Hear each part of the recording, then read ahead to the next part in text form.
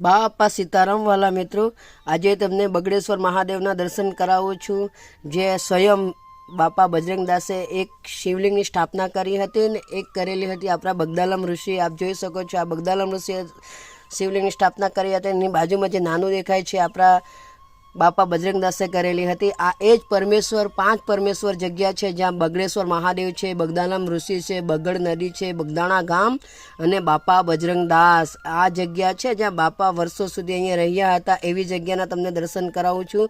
તો આ તમે આગળ જોઈ શકો છો, આ જોઈ શકો છો તમે. આ છે આપણા બગદાલમ ઋષિ, જેમણે આ એક ઘાસના પૂડાના મારફતે એમણે 78 રામા અવતાર સુધી તપ કર્યો હતો. આ જ છે આપણા બગદાલમ ઋષિ, એમણે તપ કર્યું હતું. તો તમને એમના ચેતન ધૂણા વિશે જણાવું છું થોડુંક. તો આ છે જ્યારે બગદાલમ ઋષિ હતા તે ટાઈમથી આ ચેતન ધૂણો અખંડ ચાલુ છે. એ ધૂણાના તમને દર્શન કરાવું છું.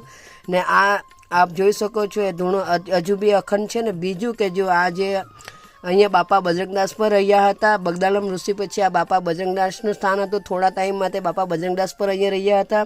ને જ્યારે અહીંયા રહ્યા હતા એ ટાઈમનો તમને એક અનોખો કુંડ બતાવું છું, જ્યાં સ્વયંભૂ આપણા ગંગા મૈયા ઝરણા સ્વરૂપે પ્રસિદ્ધ હતા. એ છે આર્યા, એ જ કુંડ છે જે ગંગા મૈયા અદ્રશ્ય ઝરણા રૂપે પેર હતા. તો તમને ત્રિવેણી સંગમના પણ દર્શન કરાવું છું. જો તમે જોઈ શકો છો, આ ત્રિવેણી સંગમ થાય છે. આ છે આ બાજુ, આ ભાગમાંથી આવે છે આપણા બગડ નદી છે. બગડ નદી આપ જોઈ શકો છો, અત્યારે સરસ બગડ નદીનો પ્રવાહ બી ચાલુ છે. બીજી બાજુ છે તમારે જો આ બીજી એક નદી અહીંયાથી આવે છે. આ જો આપ જોઈ શકો છો, આ એક આ નદી છે. પછી આ વચ્ચે જે આ જે ખાડી છે એમાં આ ત્રીજી આપણે ગંગા મૈયાનું ત્રિવેણી સંગમ થાય છે.